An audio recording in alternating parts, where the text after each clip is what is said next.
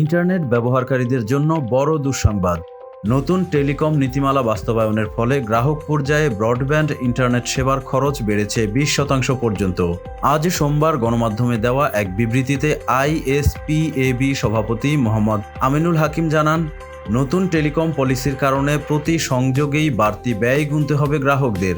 500 টাকার সংযোগে বাড়বে 100 টাকা, আর 1000 টাকার সংযোগে বাড়তি দিতে হবে 200 টাকা পর্যন্ত।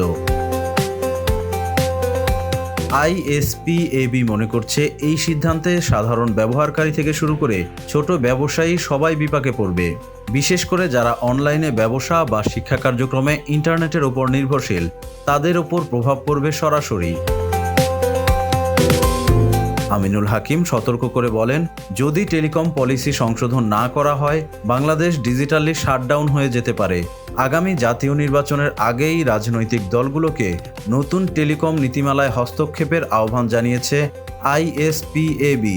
তাদের দাবি, দেশের ডিজিটাল অগ্রযাত্রা টিকিয়ে রাখতে হলে ইন্টারনেট সেবাকে আরও সাশ্রয়ী রাখতে হবে।